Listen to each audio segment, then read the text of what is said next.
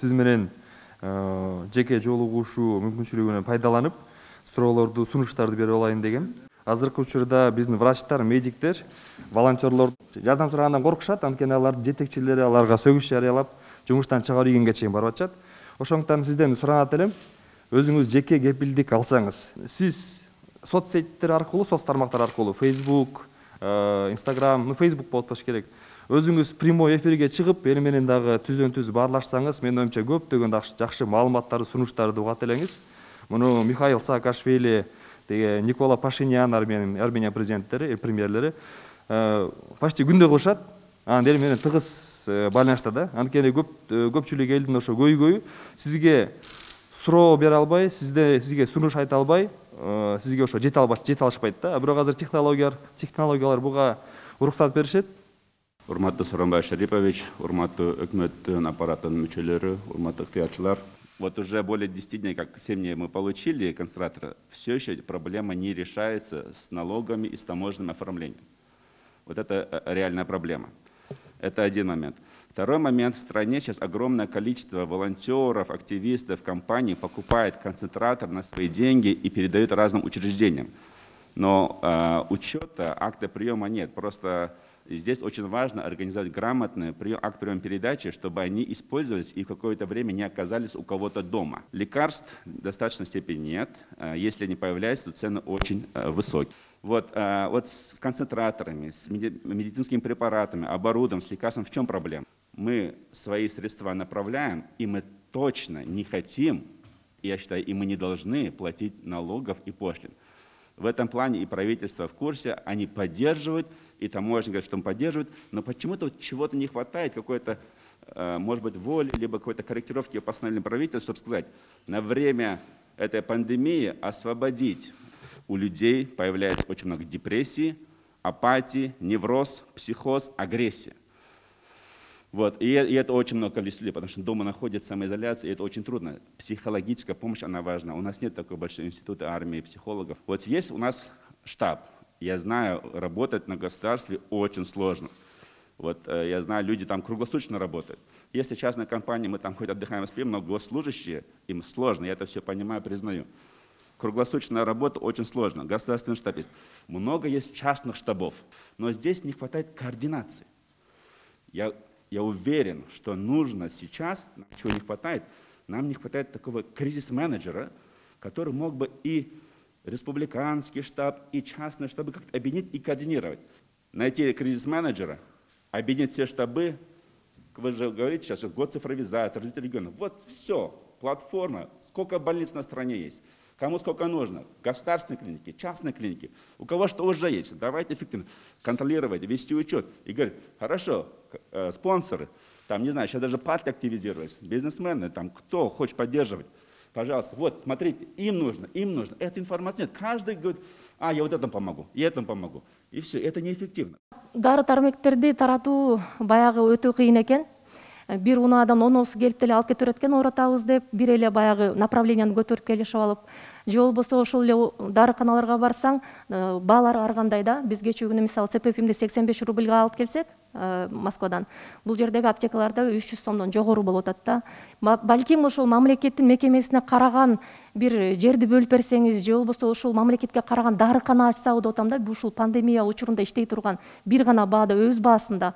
Анткени аптека ээлери, ошол дарыкана ээлери биз аренда төлөп атабыз деп атат. Чыгымдарын айтып атышат каяктагы. Биз көрүп атабыз, андай деле чоң чыгым жок да бул жерде. Бул ковидти жеңген мамлекеттер бар. Италияны карасак болот, Кореяны карасак болот. Ошол жактан тажрыйбалуу адистерди алып келип биздин бул докторлорго бир кандайдыр бир тажрыйба алмашууну жүргүзсөк кандай болот деп атам да. Себеп дегенде мына айыл мен кечээ Суусамырга бардым, 5 айылда бир эле оорукана бар экен. Эң негизги доктору ооруп жатат, калгандары эч нерсе билбейт. Эмне кылышты билбейт да. Көздөрү бизди карап эле, бул Клександы кандай кылабыз, эмне кылып улан учурда саябыз дейт да. Ошондо аябай эмне кыларын билбей калат экенсиң да. Апрелде берилген убада, мисалы, вируска байланыштуу ооруп калса 200 000 сом берилет деген убада берилген. Андан тышкары ушу вирустан кайтыш болгон медиктерге 1 миллион сом ушундай компенсация берилет. Жана ошондой эле кызыл зонада иштеп жаткан, обсервацияда иштеген биздин врачтарыбыз, биздин мындайча айтканда каармандарыбыз, бүгүнкү күндүн каармандары эгерде учураса, ошондой бир кошумча бир пул берилет дегенде, акчасычы. Бирок көпчүлүк учурда ушу берилбей жатыптыр да. Ошол маселени көтөрөйүн дегем да. Биз байкашыбызча ушу региондорго абдан чоң маани бериш керек экен да. Анткени ал жерде бул коргонуу каражаттары такыр эле жетишсиз экен да. Дагы айта кетчү нерсе, бүгүнкү күндө ошол нерселерди айтып чыккан врачтарга, ошол нерселерди көтөрүп чыккан активисттерге, волонтерлорго мындай куугунтук болуп жатат да, чынын айтсачы. Коомчулукта ушундай суроо жаралып жатат. Мисалы, карантинге кеткен убакытта тилекке каршы бир да оорукана курулган жок. Тилекке каршы мындай толук ушу биздин медиктерге, биздин медперсоналга коргонуу каражаттары берилген жок. Дары дармектин запастары жок экен. Андан тышкары жанагы концентраторлор жок экен. Анан ушул азыр экинчи толкунга жакшылап бир даярданбайлыкпы? Баарыбыз биргеликтечи. Өкмөт көңүл бөлүп бизге ыктыярчыларды чогултуп, балким биз туура эмес дарылап аткандарбыз. Бир кичине инструктаж берип, бир жалпы бир мындай координацияга салбай койду да. Ушуну айтайын дедим. Анан ыктыярчылардын дайыр маселеси жанагы жүздөгөн айдоочулар адам өмүрү менен күрөшөбүз деп атып, мындай жол эрежелерин көбүн бузуп алышты да. Анан биз бир 200-ге жакын бизге ыктыярдуу күн түндөй жардам берген айдоочулардын номерлары, машиналары бар. Ошону жана Коопсуз шаар долбоорунда камералардан ушул айдын периоддун ичиндеги айыппулдардын ичине кыскартып же алып коюу сунушун суранып атышат да. Анан дагы бир көйгөйдү айтып коеюн. Азыр жанагы обсервацияларда, стационарларда 14 күнгө деп келишим түзүлүп врачтар иштеп атат, медиктер иштеп атат. 14 күндөн кийин алар же үйлөрүнө изоляцияга кетип атат, же обсервацияга кетип атат. Бирок ошол 14 күнгө деп эсептелген акчасы айдын аягында тийип атат да. Эми 15 күн, 14 күн иштеп, күнү түнү ковид менен, ажал менен түздөн түз кармашкан врачтар 15 күн зарыгып ошо биртки иштеген айлыгын күтүп атат. 32 миңден 27 миңден 32 миңге чейин экен болгончу. Биздин тиги мамлекеттик мүлк фондунда толтура имараттар бар, иштелбей турган, аңгырап турган. Ошолорду бир карап чыксак, ошолорду ремонттоп кышка даярдасак, мисалы Ысык көл мейманканасын алалы. Канча жылдан бери каңгырап бош турат агай. Ошону бир карап берсеңиз, кышка баардык шарттары бар, коммуналдык баягы жылытуу системаларынын баары даяр. Бир сыйра ремонттоп ишке кирип, кышкыга жакшы жылуу обсервацияларды дайындап албасак, кышка чейин созулуп кетсе абал кыйын болот. Азыркыдай спорт залдарда, мектептерде, чайхана, кафелерде стационарлардын баары жокко чыгып калат да ушундай суутта. У нас есть республиканский штаб по борьбе с COVID-19. Давайте от волонтерского движения включим несколько наших ребят в работу этого штаба. Пусть они стоят у истоков принятия решений. Мы тогда и претензий иметь не будем. Мы сможем тогда с самого верха координировать, что и как происходит. Сегодня мы говорим, что во всем мире гражданский сектор – это движущая сила. И в нашей стране это точно так же. Пандемия пандемией, но есть ряд болезней других, которые до этого были проблемными, но в связи с введением коронавируса остаются еще более проблемными. Ездим в регионы, слушаем людей. Знаете, что я хочу отметить? У них у всех есть надежда. Сооронбай Шарипович, есть надежда. Даже если они критикуют вас, они все равно чего-то от вас ждут до сих пор. Поэтому, наверное, одно из первых мне бы хотелось, чтобы вы выступили настоящим отцом нашей нации, чтобы вы вышли к людям.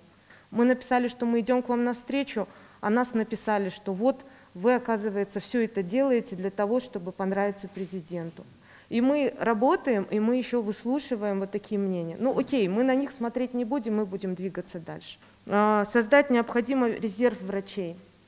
Резерва у нас нет. Мы не можем очень ускоренно, быстро обучить элементарно медсестер, чтобы делать процедуры.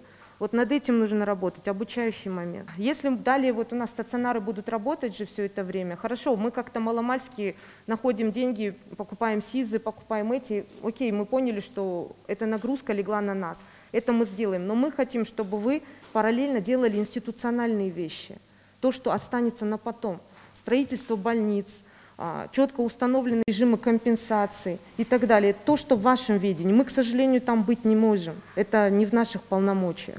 Хотелось бы отметить одно.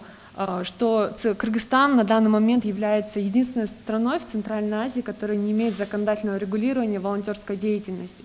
У нас очень много волонтеров, у нас очень много волонтерских организаций, особенно последние несколько лет это активно видно, и волонтеры развиваются в различных сферах. Но, к сожалению, статус волонтерства не признан на сегодняшний день, и вот как много вопросов поднимается по поводу координации. Если бы мы имели такие законодательные нормативные акты, которые регулировали бы эту деятельность, и это очень подкрепляет волонтеров и придает им особый статус и дает возможность участвовать в принятии каких-то решений и действительно вовлекаться, да, в координацию, так скажем, именно в таких ситуациях. На пандемию мы быстро победим, у нас такие активные граждане, я уверена, Сооронбай Шарипович, под вашим руководством мы это преодолеем. Бизде 7 облас бар, 7 областагы айылдар бар, көчөлөр бар. Аларга азыр сиздин алтын сөзүңүз, ар бир сөзүңүз өтө маанилүү. Ошол себептерден мен сизден суранат элем. Бир гана биздин кээбизди угуп койбостон, мына ушул ааламга кетип жаткан жолду айыл жергесин унутпасак депчи. Сизге сунуштайт элем, азыркы учурда ушундай эле жолугушууну, ушундай эле форматтагы жолугушууну онлайн биздин артыбызда турган, бизге жардамдашып турган айылдагы, региондогу, областтагы бардык ыктыярчылар менен сиз сөзүңүз менен болсо дагы угуп койсоңуз, алардын азыркы учурда баягы кичине болсо дагы курсагы ток болуп калат беле деген ойдомун да. Тойканалардын бардыгы обсервация стационарга айланып атат, күндүзгү, түнкү. Бирок ошол эле учурда ал жерге биздин врачтар, дарыгерлер жетишсиз. Обсервация ачам, мен кафени, ресторанды элге берем, эл кызмат кылсын дейт, бирок биздин медиктер жетишпейт. Анан медиктер иштеш үчүн эмне кылат? Мунун акча маянасы бардыгы ошол нерсе чечип берет. Мен акча маянасын биздин медиктердин көтөрүп берүүңүздү суранат элем, азыркы учурда иштеп жаткан. Хотелось отметить, что во время карантина, в принципе, несмотря на сложную ситуацию, у людей был какой-то настрой позитивный. Люди оставались дома с семьей, это на самом деле их как-то даже взбодряло. А сейчас вроде бы открылись все возможности работать, а у людей моральный дух падает, и действительно нервозность, она растет. Я несколько дней была дома на самоизоляции и выехала, и мне казалось, что вирус везде, вот он нападает на меня, потому что вся информация, которую я получала дома, она была негативного только характера.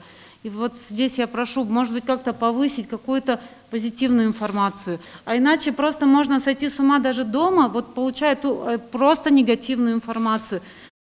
Я привез 550 респираторов в первую горбольницу на Фучика. Самая такая больница у нас в республике.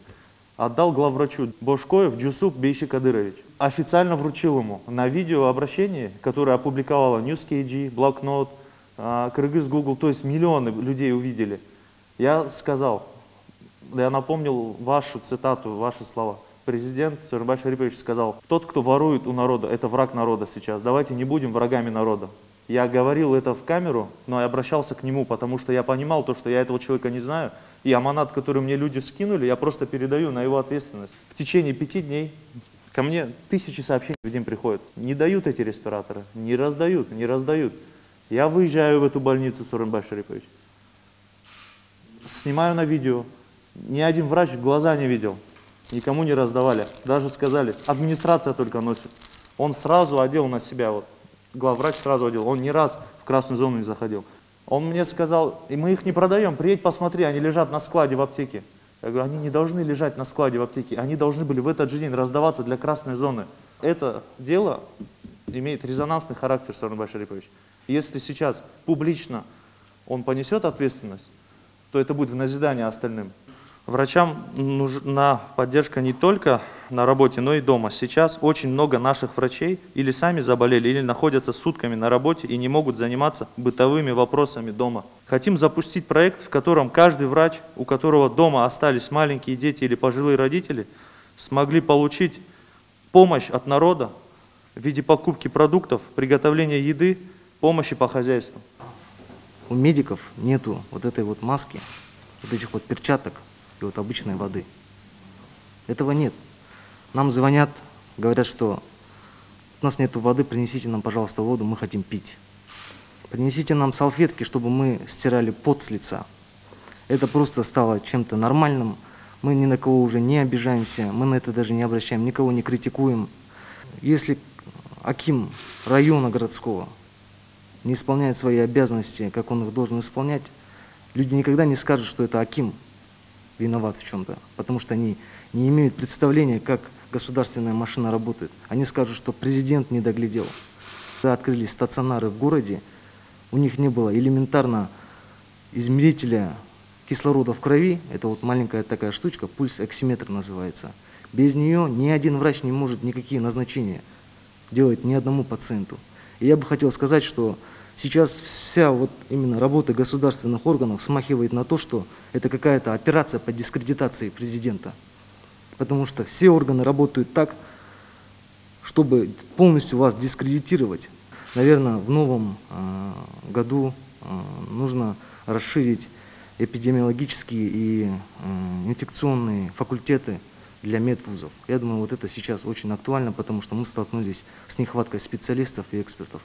Сені қылып атқан іштеріңер мемлекеттік билікте істеп атқан органдарға да, ошо істеп атқан қызматкерлерге да, ошол өзүнүн ишине жоопкерчиликтүү мамиле кылганга мына түрткү болуп атат. Бул дагы чоң нерсе, бул жагынан дагы. Анан илдеттен кутулгандан кийин буюрса, келечекте өлкө өнүктүрүү үчүн дагы мына бирге ушундай аракеттерди кылып иштесек сөзсүз ийгилик болот болбой койбойт. Ошондуктан мына кийин жакшы ойлор айтылды. Республика боюнча мына ыктыярчылардын кыймылы az işleye başladı, koya başladı. Ошолордун башын бириктирип, аларды чогултуп, Кудай буюрса, пандемия жеңгенден кийин мүмкүнчүлүк болгондо бир республикалык форум өткөзүп, чогултсак деген мен мында ойго келдим. Ыктыярчылардын армиясы азыр чоң. Мына сиздер сыяктуу региондордо дагы абдан көп иштеп атат. Анын баардыгын тең бүгүн чакырганга мүмкүнчүлүк болбоду. Бирок мен колдойм, өзүмдүн оюмда бар. Алар менен дагы бир онлайн түрүндө жолугуш өткөзсөк деген. Келечекте буюрса аны дагы кылабыз сиздер менен чогулуп. Биздин мамлекеттин жетишкендиги, биз ачык коом, жаранды коом өнүккөн, парламенттик мамлекетпиз. Биздин жетишкендигибиз ар кимибиз өзүбүз оюбузду айтканга толук мүмкүнчүлүгүбүз бар. Биз азыр ушул иштеп аткан ишибизди алдыга жылдыр үчүн бир ыргакта чогуу иштеш үчүн мына билесиздер, өкмөттүн алдыгында ыктыярдуу жардам боюнча координациялык кеңешме түзүлгөн. Мында кандай маселе болсо, кандай өйлөр болсо, кандай максаттар болсо, кандай кемчилдик болсо, жанакындай чечилбей аткан мына маселе жанагы Фушиктеги больница мисалы айтып атам да, больница боюнча кээ бир жерде мына айтып атат, отургуч жок деп айтып атасыңар. Эми элементар нерсени кылып койбогондор мына азамат айтып атпайбы азыр, үйүнө алып барып бердим. Отура турган столду алып барып. Эми ал ошол жердеги бийликтин иши да, акимдин иши, ошол жердеги иштеп аткан адамдардын иши да. Ошондой маселелер болсо, ушуну координация кылып турсаңар, мен дагы жардам берейин, чогуу иштейли, чогуу оңдойлу.